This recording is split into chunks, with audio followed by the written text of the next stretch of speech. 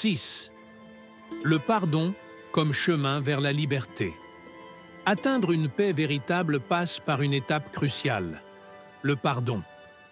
Mais il est important de comprendre que pardonner ne signifie pas justifier le mal subi, ni oublier ce qui s'est passé. Pardonner, c'est avant tout se libérer du poids émotionnel que représente la rancune. Tant que tu entretiens la colère, c'est toi qui souffres. Peut-être que l'autre personne n'a même pas conscience de ta douleur, mais toi, tu continues à la porter, comme un fardeau invisible qui épuise ta joie. Le pardon n'est pas un cadeau pour celui qui t'a blessé. C'est un acte d'amour envers toi-même. C'est reconnaître que tu mérites la sérénité, plus que la vengeance. Pardonner ne signifie pas non plus rouvrir la porte à celui qui t'a trahi, ni lui redonner ta confiance.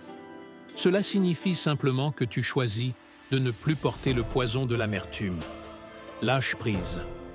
Pas parce qu'il le mérite, mais parce que toi, tu mérites la paix.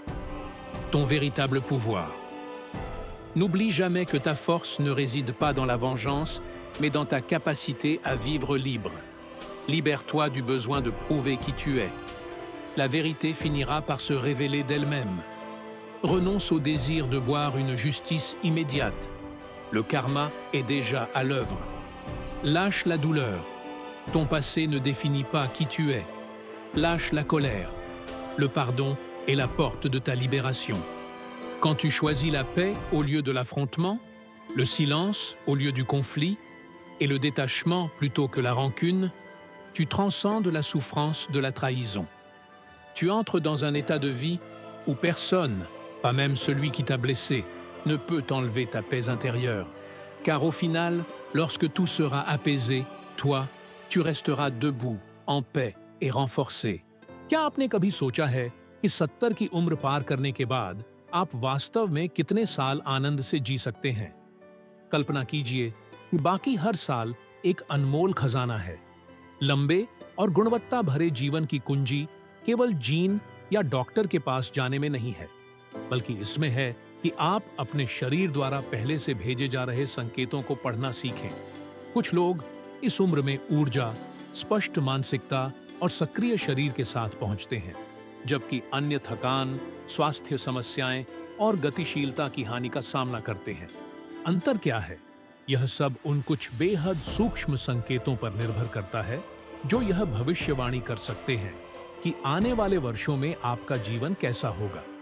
इस video में हम आपको 5 महत्वपूर्ण संकेत बताएंगे जो वैज्ञानिक शोधों से प्रमाणित हैं और जो यह अनुमान लगाने में मदद कर सकते हैं कि 70 के बाद आप कितने साल और जी सकते हैं। यह कोई सिद्धांत या लोक मान्यता नहीं है, बल्कि यह उन लोगों के उदाहरणों पर आधारित है जिन्होंने स्वस्थ तरीके से दीर्घायु प्राप्त की है।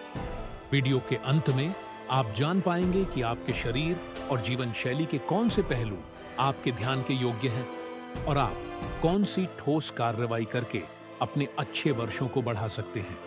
अंत तक बने रहें। आप किसी ऐसी चीज को नजरअंदाज कर सकते हैं जो आपके भविष्य को पूरी तरह बदल सकती है। एक बार जब आप इन संकेतों को पहचान लेंगे, तो आप अपने शारीरिक और मानसिक स्वास्थ्य को बेहतर समझ सकेंगे और जान सकेंगे कि कौन से बदलाव आपके जीवन में और अधिक मूल्यवान समय जोड़ सकते हैं। आइए पहले संकेत से शुरू करते हैं। चलने की गति। हैरानी की बात है कि लंबे जीवन की भविष्यवाणी करने वाला सबसे मजबूत कारक न तो आपकी आनुवंशिकी है, न आपकी चिकित्सा इतिहास और न ही आपकी आहार संबंधी आदतें, बल्कि यह है कि आप कितनी तेजी से चलते हैं। कई शोधों ने यह दिखाया है कि जो लोग 70 की उम्र के बाद भी तेज और संतुलित गति से चलते हैं, वे अक्सर उन लोगों से अधिक जीते हैं जो धीरे धीरे चलना शुरू कर देते हैं। यह सरल मीट्रिक आपके शरीर की समग्र स्थिति को दर्शाती है। मांसपेशियों की ताकत, हृदय स्वास्थ्य और यहाँ तक कि मस्तिष्क की स्थिति भी। सोचिए 2 लोगों की, जैसे कि सर्गेई और इवान, दोनों की उम्र 75 साल है।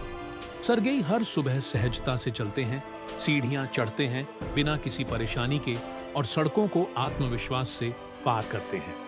उनकी चाल स्थिर, संतुलित और ऊर्जा से भरी होती है। दूसरी ओर इवान की गति धीमी हो गई है, उन्हें चलते समय बार बार रुकना पड़ता है और कभी-कभी उनका संतुलन भी बिगड़ जाता है। ये व्यवहार संयोग नहीं है। सर्गेई की स्थिर चाल यह दर्शाती है कि उनका शरीर अभी भी अच्छी स्थिति में है, जबकि इवान की धीमी चाल चिंता का कारण हो सकती है। अच्छी खबर यह है कि इस स्थिति में सुधार संभव है। अपनी शारीरिक गतिविधि को बढ़ाना आपके शरीर को मजबूत कर सकता है। यदि आपको लगता है कि आपकी चलने की शैली बदल गई है, तो इसे नजरअंदाज न करें। पैरों के लिए सरल व्यायामों से शुरुआत करें, हल्के वजन उठाएं या बस अधिक बार चलें। जीवन में आपकी गति बहुत कुछ कह सकती है कि आप और कितने समय तक चलते रह पाएंगे। क्या आप जानते हैं कि हाथ मिलाने की ताकत से भी आपकी वृद्धावस्था में सेहत का पता चल सकता है? वैज्ञानिक शोधों ने यह सिद्ध किया है कि मजबूत पकड़ केवल जीवंतता का संकेत नहीं है, बल्कि यह वृद्ध लोगों के शारीरिक स्वास्थ्य का एक बेहतरीन संकेतक है। हाथ मिलाते समय मजबूत और आत्मविश्वासी पकड़ यह दर्शाती है कि आपके पास अच्छी मांसपेशी मात्रा है, रक्त संचार अच्छा है और आपका तंत्रिका तंत्र भी स्वस्थ है। इसके विपरीत पकड़ की शक्ति में कमी मांसपेशियों की हानि, हड्डियों की कमजोरी और यहां तक कि गंभीर बीमारियों के उच्च जोखिम का संकेत हो सकती है। चलिए 2 लोगों को लेते हैं, निकोलाई और व्लादिमीर। दोनों की उम्र 78 साल है। निकोलाई ने वर्षों तक हल्के डंबल्स के साथ हल्की व्यायाम दिनचर्या बनाए रखी है, जिससे वह आसानी से जार खोल सकते हैं और अपनी दैनिक गतिविधियों में स्वतंत्र हैं। वहीं व्लादिमीर को अब बोतल की ढक्कन खोलना भी मुश्किल लगने लगा है।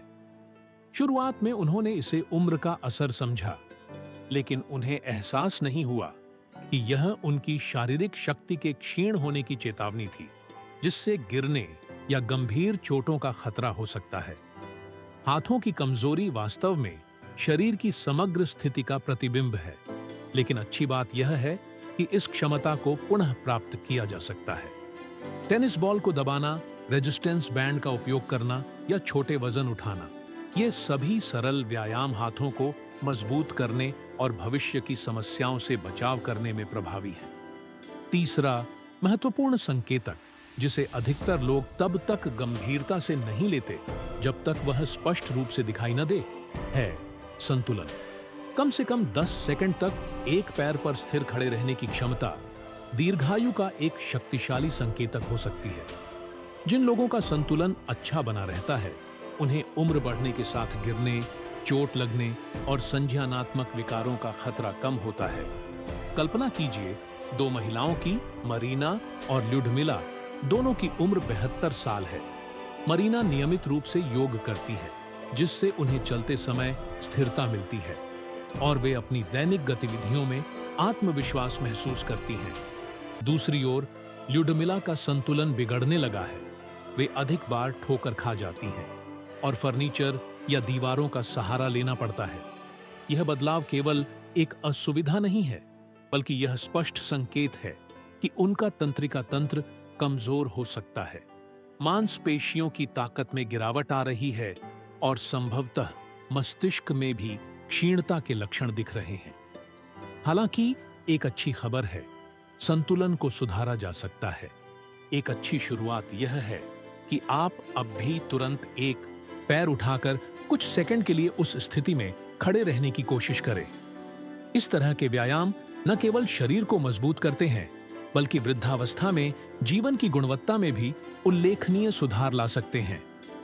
यदि एक पैर पर 10 सेकंड खड़े रहना आपके लिए कठिन है, तो यह समय है कि आप अपने संतुलन पर अधिक ध्यान दें। सीधे रेखा में चलना, योग या ताई ची जैसे अभ्यास इस क्षमता को मजबूत कर सकते हैं, जिससे आप न केवल गिरने से बच सकते हैं, बल्कि वर्षों तक अपनी स्वतंत्रता भी बनाए रख सकते हैं।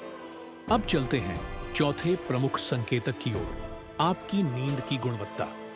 वृद्धावस्था में अच्छी नींद केवल आराम महसूस करने की बात नहीं है, यह शरीर और मन को स्वस्थ बनाए रखने के लिए अत्यंत आवश्यक है।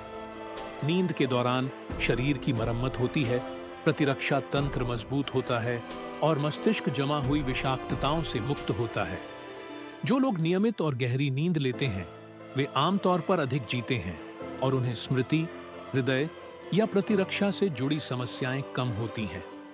यदि आप रात में बार बार जागते हैं, सोने में कठिनाई होती है या नींद के बाद भी थका हुआ महसूस करते हैं, तो अब कार्रवाई करने का समय है।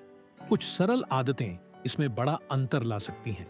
सोने से पहले स्क्रीन से दूरी बनाना, एक निश्चित समय पर सोना, जागना और बाहर समय बिताना, ये सब नींद की गुणवत्ता को बेहतर बनाने में सहायक हैं। और पांचवा और अंतिम संकेतक, शायद सबसे अधिक नजरअंदाज किया जाने वाला, है आपकी सामाजिक संबंधों की गुणवत्ता। आपका दूसरों से जुड़ाव न केवल आपकी भावनाओं को पोषित करता है, बल्कि यह आपकी दीर्घायु पर भी सीधा प्रभाव डालता है। शोध यह साबित करते हैं, जो लोग सक्रिय और सार्थक सामाजिक जीवन बनाए रखते हैं, उन्हें अवसाद, बीमारियां और अकेलेपन का खतरा कम होता है। यदि हाल ही में आपने लोगों से मिलना जुलना कम कर दिया है, या आपको लगता है कि आप ज्यादा समय अकेले बिता रहे हैं, तो अब समय है कुछ कदम उठाने का। कभी कभी एक छोटा सा प्रयास सब कुछ बदल सकता है। किसी को फोन करना, किसी प्रियजन के साथ टहलने जाना या किसी सामूहिक गतिविधि में भाग लेना, ये सभी आपके मन को फिर से जीवंत कर सकते हैं और आपके जीवन को लंबा बना सकते हैं।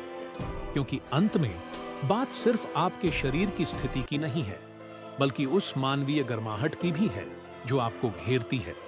अब जब आप इन 5 शक्तिशाली स्वास्थ्य और दीर्घायु संकेतकों को जानते हैं, तो खुद से पूछिए, इनमें से कौन से संकेतक आपकी वर्तमान स्थिति को दर्शाते हैं? याद रखिए, आपका भविष्य आपके हाथों में है। अपनी गतिशीलता को सुधारिए, शरीर को मजबूत बनाइए, नींद का ख्याल रखिए और अपने रिश्तों को गहरा कीजिए। इस तरह आप अपने लिए ज्यादा पूर्णता और सुख शांति वाले वर्ष जोड़ सकते हैं।